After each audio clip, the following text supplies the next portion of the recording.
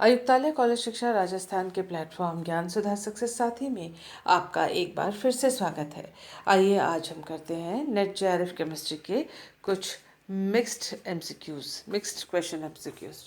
तो आप देखें कि सबसे पहला जो क्वेश्चन है उसको करने से पहले याद कर लेते हैं 13C NMR वैल्यूज़ के बारे में कुछ बातें। 13C NMR वैल्यूज़ में जो कार्बन के जो वैल्यूज़ हैं एब्जॉर्प्शन वैल्यूज़, तो उसमें हम देखें कि more shielding of the nucleus by electrons, कि जितना ज़्यादा जो कार्बन की बात कर रहे हैं, कार्बन 13C NMR की बात कर रहे हैं, तो कार्बन के न्यूक्लियस की बात कर रहे हैं, उसकी जितनी ज़्यादा शील्डिंग होगी यानी वो जितना इलेक्ट्रॉन्स से घिरा हुआ रहेगा और डेल वैल्यूज़ जो हैं उतनी कम होंगी। साथ ही अगर कोई ऐसा प्रोसेस हो सकता है जिससे इलेक्ट्रॉन्स, जैसे C डबल बॉन्ड O है, उससे इलेक्ट्रॉन्स ऑक्सीजन की ओर पाई बॉन्ड के ले रहा है ऑक्सीजन, जिसके कारण से जो कार्बन है उसके ऊपर इलेक्ट्रॉन की डेंसिटी हो जाती है कम। ऐसे में जो डेल वैल्यू जो है वो बढ़ता जाएगा,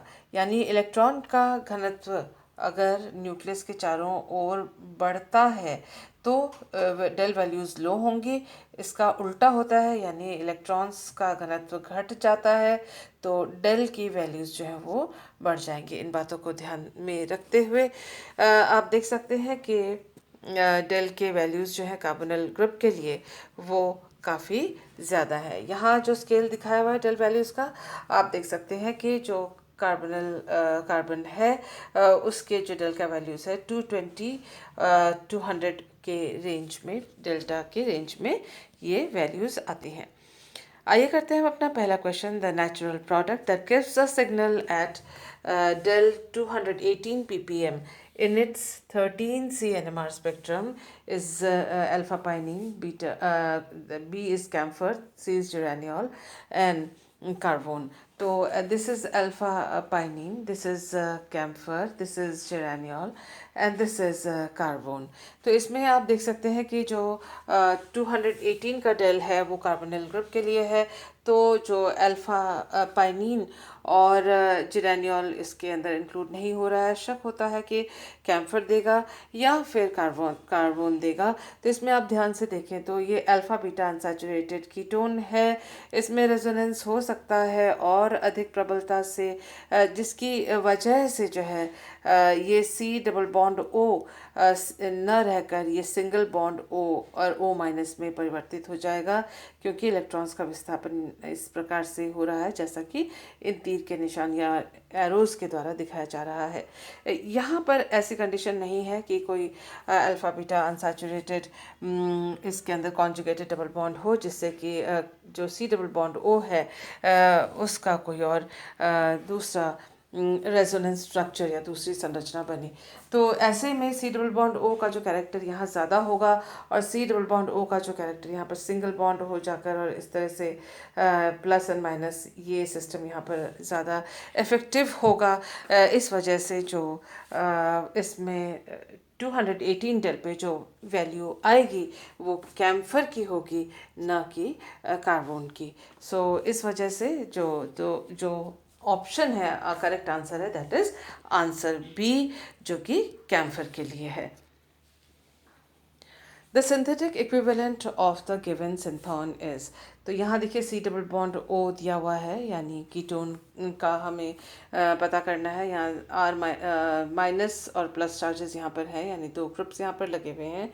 तो ये हमें ऑप्शंस दिए हुए हैं चार, और इसमें से कौन सा जो कंपाउंड होगा वह इस तरह का सिंथेटिक इसका सिंथेटिक इक्विवेलेंट का काम करेगा। ये जो सिंथॉन है उसका सिंथेटिक इक्विवेलेंट इनमें से कौन सा होगा। आप देख सकते हैं यहाँ पर कि टर्शरी ब्यूटाइल आइसोसाइनाइड जो है उससे हमें एल्काइल हैलाइड और ग्रिग्नार्ड रिएजेंट के द्वारा जो कंपाउंड मिलता है उसका हाइड्रोलिसिस करने से हमें C डबल बॉन्ड O प्राप्त होता है, यानी सिंथेटिक इक्विवेलेंट जो है वो option number A, that is tertiary butyl isocyanide, is the correct answer for this particular question. The correct order of carbonyl stretching frequency for the compound is, तो ये 3 हमको कंपाउंड दिए हुए हैं और इसमें हमें कोई वैल्यूज़ नहीं दिए हुए हैं। सबसे ज़्यादा किसकी स्ट्रेचिंग फ्रीक्वेंसी होगी वो हमको पता करना है। ये 4 हमको ऑर्डर्स दिए हुए हैं, क्रम दिए हुए हैं, इसमें से कौन सा सबसे सही है। तो हम देख सकते हैं कि यहाँ पर अगर हम इनके ये जो सी डबल बॉन्ड ओ की बात ये कह रहे हैं तो क्योंकि वही इसमें कॉमन है, तो C double bond O carbonyl stretching की बात कर रहे हैं, तो आप देख सकते हैं कि यहाँ पर जो कार्बन का जो हाइब्रिडाइजेशन है वो इस तरह से हमने लिखा हुआ है, देखिए इन कंपाउंड्स के लिए। और आप देख सकते हैं ये sp हाइब्रिडाइज्ड कार्बन है यहाँ पर, ये दोनों sp2 हाइब्रिडाइज्ड हैं। अब जब हमें ये मालूम है कि जो sp हाइब्रिडाइज्ड कार्बन है उसकी स्ट्रेचिंग फ्रीक्वेंसी का वैल्यू सबसे इन दोनों की तुलना में ज़्यादा होगा, तो जो सबसे हाईएस्ट होगा वो है ऑप्शन नंबर बी। तो किन इनमें से अगर हम देखें इन चारों ऑप्शंस में से तो हाईएस्ट ऑप्शन नंबर बी इसमें है, इसमें है, इन दोनों में है और इन दोनों को हम कैंसल आउट कर देते हैं। इसके बाद हम देख रहे हैं कि हमारे पास है रिंग्ड कंपाउंड, एक रिंग्ड कंपाउंड है और दूसरा हमारे पास जो है वो ओपन चेन कंपाउंड है। तो पहली बात तो हुई हाइब्रिडाइजेशन का देखना, जिससे हमने ये तय किया कि इसका सबसे हाईएस्ट होगा जो कि बी यहाँ और यहाँ दिया हुआ, इन दोनों में से कोई एक। इन दोनों में से हमें तय करना है कि किसका क्रम इसके बाद होगा, ऑर्डर किसका इसके बाद होगा। नेक्स्ट वो है रिंग्ड कंपाउंड, क्योंकि रिंग स्ट्रेन ज़्यादा होता है, जिससे छोटा रिंग है ये, तो इसमें रिंग स्ट्रेन ज़्यादा होगा और जब रिंग स्ट्रेन ज़्यादा होता है, वलय का तनाव ज़्यादा होता है, ऐसे में हायर फ्रीक्वेंसी होती है किसकी तुलना में, उस कार्बोनाइल स्ट्रेचिंग की तुलना में जो कि ओपन चेन में है, जिसमें कोई वलय का तनाव नहीं है। तो उसका मतलब कि इन दोनों में ये इसकी वैल्यू होगी ज़्यादा, इसकी होगी कम। तो सेकंड नंबर पे आएगा ए, तो हम देख रहे हैं सेकंड नंबर पे ए यहाँ पर है, इसमें नहीं है, this is wrong and this is the correct option. तो इस तरह से हमने इसको किया। ये वाला जो क्वेश्चन है ये जैम में भी आता है और ये नेट में भी आता है, दोनों के लिए ये क्वेश्चन इम्पॉर्टेंट है। इसी तरह से जो प्रोफेसर्स का जो होता है, असिस्टेंट प्रोफेसर्स का एग्जामिनेशन, उसमें भी ये क्वेश्चन आता है। नेक्स्ट क्वेश्चन जो है वो है साइक्लो एडिशन इज़ हम देख लेते हैं नेक्स्ट क्वेश्चन को करने से पहले। साइक्लो एडिशन रिएक्शन क्या है? A cycloaddition reaction is a chemical reaction in which 2 or more unsaturated molecules are part of the same molecule combine to form a cyclic adduct। Diels-Alder reaction बहुत बेहतरीन example है इसके लिए। आप देख सकते हैं यहाँ पर 4+2 साइक्लो एडिशन रिएक्शन हो रहा है। ये अनसैचुरेटेड कंपाउंड है, ये भी अनसैचुरेटेड कंपाउंड है, ये कॉन्जुगेटेड है, डाइन है, और ये दोनों आपस में ऐड हो रहे हैं, इस तरह से साइक्लिक कंपाउंड दे रहे हैं जिसमें अनसैचुरेशन की, असंतृप्तता की जो मात्रा है इसमें अनसैचुरेशन कम है। इसी तरह से यहाँ पर भी हम देख सकते हैं कि ये जो है एक कंपाउंड बना इन दोनों के एडिशन से, दोनों अनसैचुरेटेड कंपाउंड हैं, ये पहला उत्पाद हमें मिला। अब आप देख सकते हैं कि ये दो अलग अलग मॉलिक्यूल्स से, या दो अलग अलग मॉलिक्यूल्स, उनके बीच में रिएक्शन हुआ था, यहाँ तक पहुँचे। अब सेकंड केस में आप देख सकते हैं कि इसी एक मॉलिक्यूल के अंदर फर्दर रिएक्शन हुआ है और जिससे कि केज्ड कंपाउंड बना है। और आप ये भी ध्यान से देख सकते हैं सी डबल बॉन्ड ओ ये दोनों जैसे हैं वैसे ही रहे हैं। और आप देख सकते हैं कि ये जो डबल बॉन्ड है और यहाँ जो पाई बॉन्ड है, इनके बीच में ये बॉन्डिंग हुई है। आप बहुत आसानी से देख सकते हैं कि ये और ये बॉन्ड नए बने हैं जो कि यहाँ पर दिखाए गए हैं। तो ये है with in the same molecule, इसमें जो रिएक्शन हुई है एक ही मॉलिक्यूल के दो अलग अलग प्लेस में, अलग अलग जगह पे अगर डबल बॉन्ड्स हो तो वो भी आपस में साइक्लो एडिशन रिएक्शन दिखा सकते हैं। साइक्लो एडिशन यानी साइक्लिक कंपाउंड का बनना किसके द्वारा? एडिशन रिएक्शन के द्वारा। ये रिएक्शंस जो हैं अधिकतर पेरिसाइक्लिक रिएक्शंस होते हैं, और अगर ये कंसर्टेड मैकेनिज्म ना हो ऐसी स्थिति में वो पेरिसाइक्लिक नहीं भी हो सकते हैं। ज़रूरी है कि बंधों का बनना और टूटना अगर एक साथ होता है तो वो पेरिसाइक्लिक मैकेनिज्म कहलाते हैं, वरना नहीं। एक और रिएक्शन है जो कि इसका उल्टा है, साइक्लो एडिशन रिएक्शन हमने अभी पढ़ा था, उसका जस्ट रिवर्स है साइक्लो रिवर्शन। जैसा कि रिवर्स इसमें वर्ड है उससे हमें पता पड़ता है, यानी जो इस तरह के कंपाउंड्स हैं वो साइक्लो एडिशन के बाद जो साइक्लिक कंपाउंड्स मिलते हैं उन वो ब्रेक हो जाते हैं और वापस आप देख सकते हैं ऐसे कंपाउंड देते हैं जिनमें डबल बॉन्ड की मात्रा अधिक हो, जिनमें कोई वलय टूटा हो, और इस तरह के रिएक्शंस को हम साइक्लो रिवर्शन कहते हैं, जो साइक्लो एडिशन रिएक्शन के उल्टा रिवर्स होते हैं। चलिए इन दोनों बातों को ध्यान में रखते हुए, the following transformation involves series of, तो ये रिएक्शन हमको इन्होंने दिया हुआ है और हमसे पूछा गया है कि ये जो रिएक्शंस हैं उनमें इनमें से क्या इसके अंदर हो रहा है। देखिए जहाँ पे भी अभी जैसे हमने अभी एक रिएक्शन देखा था, 2 बार इसमें रिंग क्लोजर हुआ था, तो इसके अंदर साइक्लो एडिशन रिएक्शन तो है ही। साइक्लो एडिशन रिएक्शन का हमारे पास जो ऑप्शन है वो सिर्फ ऑप्शन नंबर बी में है। और इसके अलावा देखिए रिंग ओपनिंग और रिंग क्लोजिंग रिएक्शंस को एक बार हम सोच सकते हैं कि शायद रिंग क्लोजिंग हो और फिर रिंग ओपनिंग हो, लेकिन इलेक्ट्रोसाइक्लिक रिएक्शन इसके अंदर नहीं होगा। सिग्मा ट्रॉपिक रीअरेंजमेंट के लिए सिर्फ सिग्मा बॉन्ड का इधर से उधर होना होता है, शिफ्ट होता है, जबकि अगर हम इसको बनाएं सिग्मा ट्रॉपिक रीअरेंजमेंट इसके साथ तो वो नहीं बनेगा, क्योंकि विद इन अ मॉलिक्यूल जो है उसका सिग्मा ट्रॉपिक रिएक्शन होता है। तो इन सभी ऑप्शंस को अगर हम देखें तो हम देखेंगे कि सिर्फ जो ऑप्शन नंबर बी है वो करेक्ट इसमें बैठता है। किस तरह से उसको देख लेते हैं यहाँ पर। तो आप देखें कि ये हमने एक सबस्ट्रेट लिया और उसका जो दूसरा रेजोनेटिंग फॉर्म है वो ये रहा, इसके साथ एडिशन किया और एडिशन साइक्लो एडिशन रिएक्शन होने के बाद ये कंपाउंड बनता है। इसको अगर आप अपने हाथ से इसको प्रैक्टिस करेंगे तो बेहतर होगा। और फिर आप देख सकते हैं कि साइक्लो रिवर्शन हुआ है और जिससे कि जो ये बॉन्ड्स दोनों हैं ये टूट जाते हैं, तो CO2 इसमें से निकल जाता है। ये जो बॉन्ड है वो कंटिन्यूटी में है, बिलो द C++ के प्लेन के नीचे से है। और आप देख सकते हैं कि फिर इसके अंदर दोबारा एक ही मॉलिक्यूल के अंदर इसको इस प्रकार से लिखा गया है, एक ही मॉलिक्यूल के अंदर इसमें साइक्लो एडिशन रिएक्शन हुआ और इस तरह का एक केज्ड कंपाउंड जो है वो बना है।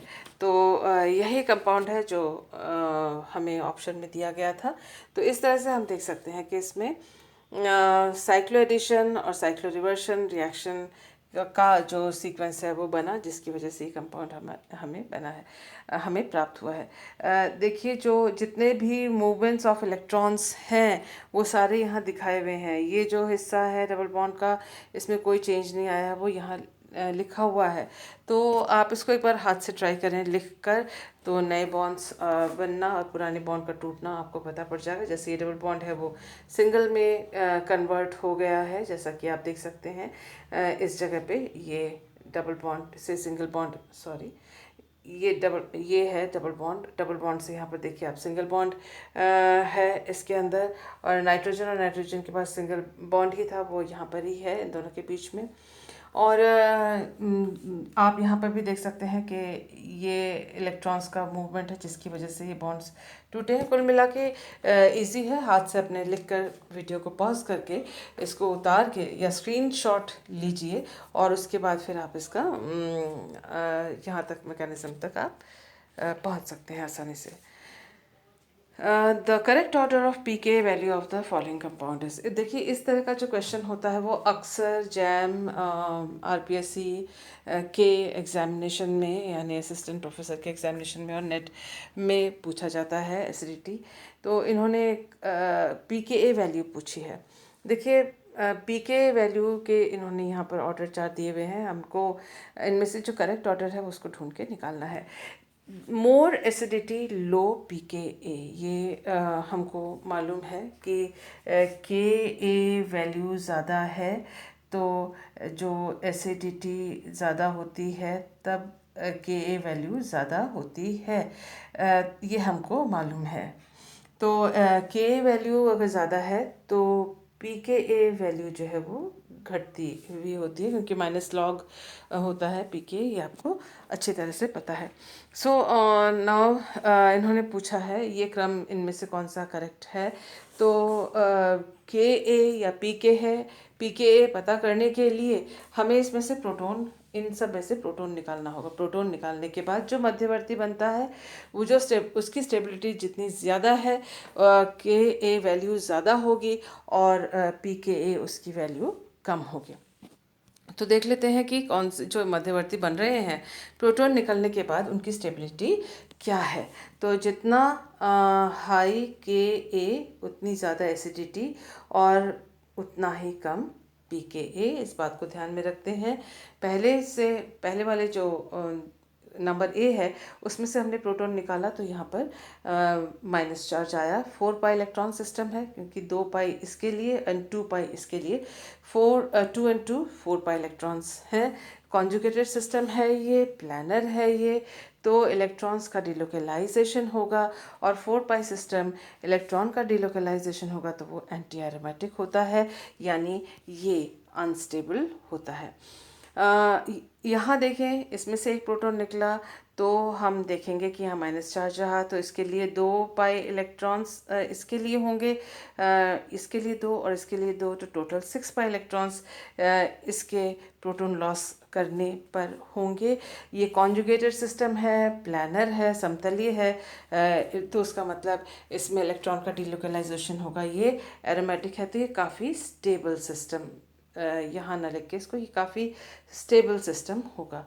यहाँ नॉन कॉन्जुगेटेड, इस वाले में देखिए ये माइनस चार्ज एक प्रोटॉन के लॉस से होगा। 1 2 3 4 5 6 एंड 7 8, तो 8 पाई इलेक्ट्रॉन्स इसमें इस सिस्टम में है। ये कॉन्जुगेटेड है, लेकिन क्योंकि नॉन प्लानर होता है ये वाला सिस्टम अधिकतर, तो ये नॉन एरोमेटिक होगा। तो इसका जो स्टेबिलिटी, दैट इज सी की जो स्टेबिलिटी होती है वो इन दोनों के बीच में होती है। तो इसमें हम एक नज़र में, पहली नज़र में देख लेते हैं कि सबसे ज़्यादा अनस्टेबल जो है ये है, यानी इससे, इसके प्रोटॉन डोनेशन से जो साइक्लोप्रोपीनियम एनायन बनता है वो सबसे ज़्यादा स्टेबल है इन तीनों के एनायंस, इन तीनों एनायंस में से। तो सबसे ज़्यादा अनस्टेबल है, सबसे ज़्यादा अनस्टेबल है तो कम बनेगा तो कम Ka वैल्यू होगा, कम Ka वैल्यू होगा तो हाई pKa वैल्यू होगा। तो A की वैल्यू जो है pKa की सबसे ज़्यादा होगी। और आप देख सकते हैं यहाँ पर ये ऑप्शन है और ये ऑप्शन है जहाँ जो करेक्ट ये हो सकता है। बाकी इन दोनों ऑप्शंस को हमने किया कैंसिल। ओके, सबसे ज़्यादा स्टेबल इसमें से अब कौन सा है? सबसे ज़्यादा स्टेबल है ये सिस्टम, क्योंकि 6 पाई इलेक्ट्रॉन्स का सिस्टम है, तो इसकी Ka ज़्यादा होगी, यानी pKa सबसे कम होगी। तो ये कहाँ पर है? B, तो B की pKa सबसे कम है, तो ये रहा B की pKa सबसे कम है, बाकी सारे ऑप्शंस कैंसिल हो जाते हैं, ये करेक्ट है। देखिए इस क्वेश्चन को करने का एक और ये थोड़ा लॉन्ग मेथड हो गया। आप देख के पता कर सकते हैं कि माइनस इसके अंदर आएगा, प्रोटॉन चार्ज प्रोटॉन इसमें से निकलने के बाद माइनस चार्ज आएगा, तो यही एरोमेटिक बनेगा।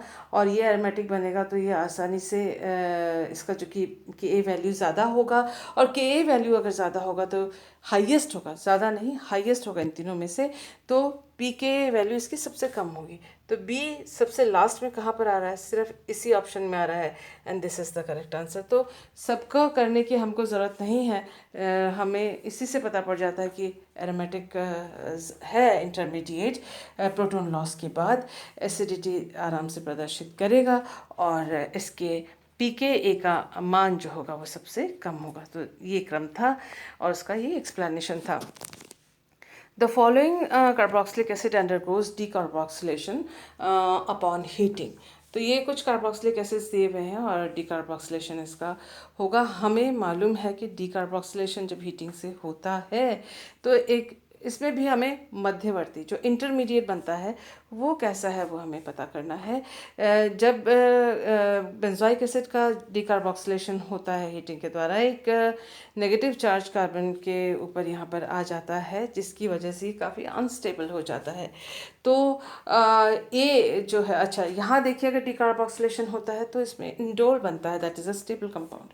यहाँ पर एक नेगेटिव चार्ज आ जाएगा, यहाँ एक पॉजिटिव चार्ज आ जाता है, तो उसका मतलब जो सबसे अनस्टेबल इसके अंदर होगा वो ये सबसे अनस्टेबल होगा। तो अब इन्होंने पूछा है द ईज ऑफ डिकार्बोक्सिलेशन, तो कौन सा ऐसा है जिसका ईज ऑफ डिकार्बोक्सिलेशन मीन्स आसानी से डिकार्बोक्सिलेशन हो, किसमें सबसे फास्ट होगा वो सबसे पहले लिखा जाएगा, और जिसमें मुश्किल से होगा डिकार्बोक्सिलेशन उसको लास्ट में लिखा जाएगा।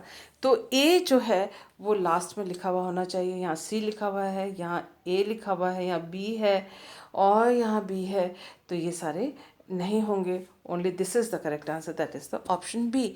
सो let us see how it is happening. तो इस प्रकार से आपके स्क्रीन पे आप आंसर देख सकते हैं, और आप देख सकते हैं कि ये मध्यवर्ती बनते हैं। जो मध्यवर्ती बनता है वो जितना अनस्टेबल होगा वो रिएक्शन उतनी ही मुश्किल से होगी। तो यहाँ पर आप इस क्वेश्चन के लिए देख सकते हैं कि ये जो मध्यवर्ती यहाँ बन रहे हैं, इसमें सबसे ज़्यादा जो स्टेबल है वो इस केस में है। तो इसीलिए ये जो ईज ऑफ डिकार्बोक्सिलेशन यानी मध्यवर्ती जो बनेगा उसकी अस्थायित्वता को देखते हुए, उसके अनस्टेबिलिटी को देखते हुए ये this is the correct option, क्योंकि इसका जो मध्यवर्ती बनेगा वो लीस्ट स्टेबल होगा और इसका जो मध्यवर्ती बनेगा वो ज़्यादा स्टेबल होगा। So this is the correct answer and this is the explanation for it. Thank you for being with me.